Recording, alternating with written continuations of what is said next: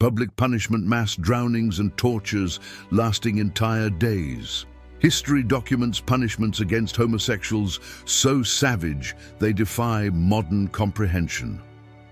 On July 12th, in the year 1730 in Amsterdam, a wave of public executions horrified even observers accustomed to the brutality of that era. For centuries, societies across the globe developed increasingly merciless methods to punish same-sex relationships. This is the chronicle of the 5 most harrowing punishments ever recorded. Practices that expose humanity's capacity for systematic cruelty when sanctioned by law and religion. Punishment number 1, the 4-stage death of the Spanish Inquisition.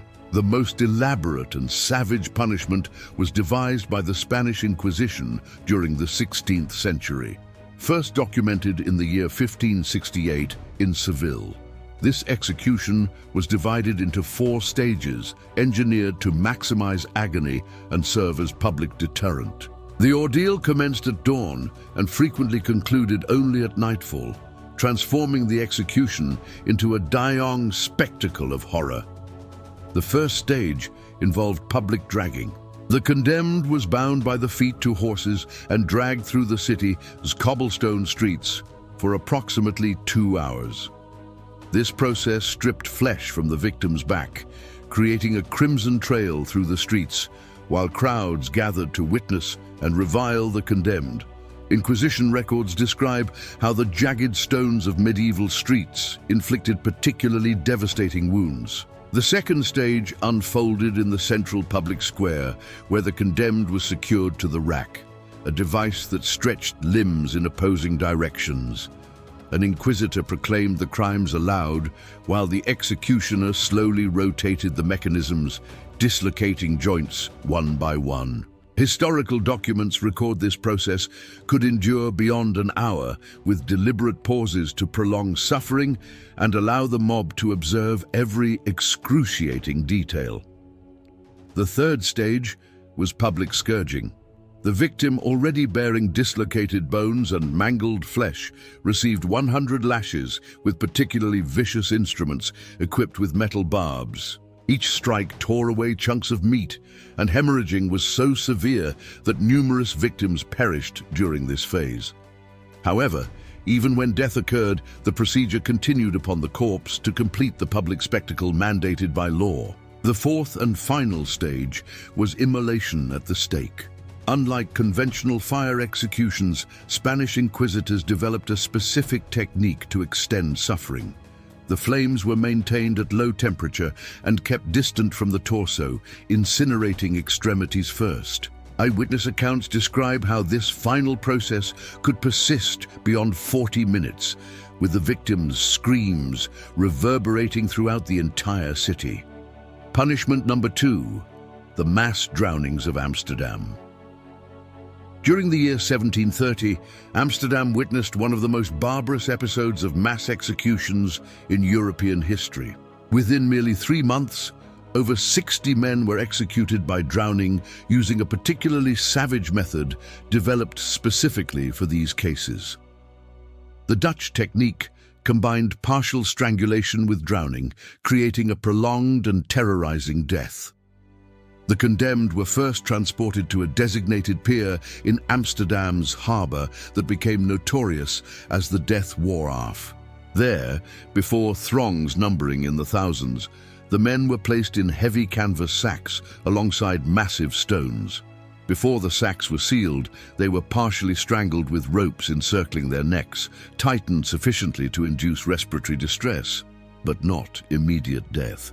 The method was engineered so victims remained conscious during drowning. The sacks were then hurled into the harbour's frigid waters, and the stone weight dragged them swiftly to the depths. Documents from the period describe how bubbles ascended to the surface for several minutes, indicating victims struggled desperately within the sacks before finally succumbing. The most disturbing aspect of this punishment was its mass character. On certain days, up to 10 men were executed simultaneously, their sacks cast into the water in succession while the crowd counted aloud. This serial death spectacle transformed execution into macabre entertainment, with street vendors peddling food and beverages to spectators who lingered for hours observing. Dutch authorities justified this method as clean and efficient, yet historical records reveal the true intention was generating maximum terror. Bodies were never retrieved, remaining on the harbor floor as subaqueous warning. Regional fishermen reported fearing to fish near the pier, believing the spirits of the deceased haunted those waters. Punishment number 3, the breaking wheel in Germany. Prussia and other German states developed during the 18th century a particularly cruel execution variant known as the breaking wheel. Extensively documented in the year 1750, this punishment was reserved for crimes deemed most heinous, including homosexual relationships discovered among nobility or cases involving multiple individuals. The procedure commenced with the condemned strapped to a large wooden wheel positioned horizontally. The executioner then employed a heavy iron bar to systematically shatter every bone in the victim's body, beginning with fingers and advancing to arms and legs. Each bone was fractured individually with intervals between strikes to extend the process and maximize suffering. German judicial records describe this initial process could require up to 3 hours, depending upon the specific sentence. The number of bones to be broken was determined by the judge, with more severe sentences demanding fracture of all bodily bones, including ribs and facial bones. Throughout the entire ordeal, the victim remained conscious as care was taken to avoid blows causing rapid death. Following bone fracturing, the wheel was rotated to vertical position and the victim left publicly exposed for days. Standard practice was leaving the condemned, still alive, attached to the wheel, exposed to elements and bird attacks. Death eventually arrived through combination of shock, dehydration, and infection, a process requiring up to 5 days, according to period documents. The most shocking aspect of this punishment was its frequent application to multiple persons simultaneously. Documented cases describe up to 6 wheels erected side by side in public squares, with victims agonizing together while the population was compelled to pass the location daily. The wheels remained erected until bodies decomposed entirely, a process potentially requiring months. Punishment number 4, castration and impalement in the Ottoman Empire. During more conservative periods of the Ottoman Empire, particularly in the 18th century, a 2-stage punishment was developed, combining mutilation with prolonged execution. Documents from the year 1760 described this method applied in Constantinople for cases considered especially scandalous by the Ottoman court. The first stage involved public castration performed in Sultanahmet Central Square. Unlike medical procedures, this castration was conducted deliberately brutally without anesthesia and using non-sharpened instruments to maximize suffering. The victim was maintained conscious throughout the entire process, bound to a vertical structure while the crowd observed. Following castration, the victim was compelled to walk through the city's principal streets, carrying their own genitals upon a tray while a herald proclaimed their crime. This humiliation procession could endure hours, with the victim continuously hemorrhaging while walking. Physicians accompanied specifically to ensure blood loss did not cause premature death, applying rudimentary treatments when necessary. The second stage, generally performed the following day, was impalement. The victim was positioned upon a wooden stake, entering through the anus and carefully positioned to pierce the body without immediately striking vital organs. The Ottoman executioner's skill was measured by his ability to impale, such that death would require maximum time. Contemporary accounts from European ambassadors describe victims surviving impaled up to 3 days. The stake was then erected vertically and planted along principal roads entering Constantinople, serving as warning to travelers. Some documents mention up to 20 stakes aligned along the main thoroughfare, with bodies in various decomposition stages. Punishment number 5, the Bronze Furnace of Florence. The Florentine Republic, despite its Renaissance reputation, developed during the 15th century, one of history's most innovative and terrible punishments. First documented in the year 1432, this execution involved a massive bronze furnace specially constructed for this specific purpose and maintained in a chamber beneath the Palazzo Vecchio. The furnace was shaped as a hollow bull inspired by the legendary bronze bull of Polaris from antiquity, but incorporating Renaissance modifications, making it even more cruel. The victim was placed inside the bull through a dorsal opening, which was then hermetically sealed. The bronze was gradually heated by underlying fire, transforming the interior into an oven, slowly cooking the victim. The most disturbing aspect was a tube system designed to amplify the victim's screams, rendering them like bull bellows. These sounds were transmitted to the square above through special conduits, allowing crowds in the Piazza della Signoria to hear the suffering without directly witnessing the execution. Florentine craftsmen had precisely calculated the heating to ensure the process endured at least 2 hours.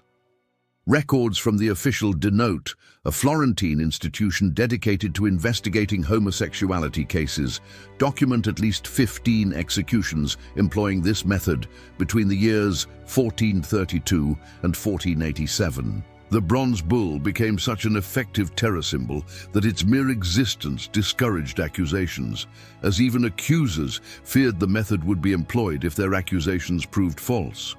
The technology behind the furnace demonstrated how Renaissance knowledge could be applied to cruelty.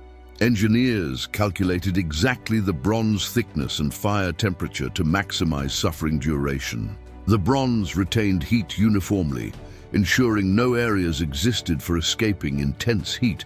Ventilation was carefully controlled to maintain the victim conscious as long as possible before oxygen deprivation or extreme heat finally caused death. Conclusion: these 5 execution methods represent the extreme of human cruelty when institutionalized through legal and religious systems. What renders these punishments particularly shocking is not merely the physical brutality, but the meticulous systematization, public participation, and manner in which they were justified by respected authorities of the era.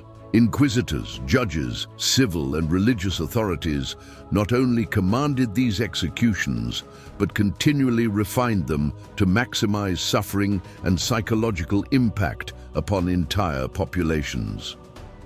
The methodical documentation of these punishments in official records reveals societies perceiving no issue in transforming torture and death into public spectacle, creating technologies specifically to prolong agony and involving entire communities as forced spectators of institutionalized horror. These were not spontaneous violence acts, but calculated legal procedures executed by trained professionals, witnessed by crowds, and recorded by scribes as normal components of justice administration. The history of these punishments serves as somber documentation of humanity's capacity for systematic cruelty. Each described method was employed repeatedly across decades or centuries, perfected through macabre experience and accepted as normal practice by entire societies. The fact these practices were legal, public, and considered morally justified demonstrates how social norms can normalize unimaginable horrors when institutional consensus exists regarding their necessity. Thanks for watching till the end. It truly means a lot. If you enjoyed this story, hit subscribe so you never miss the next forgotten chapter of history.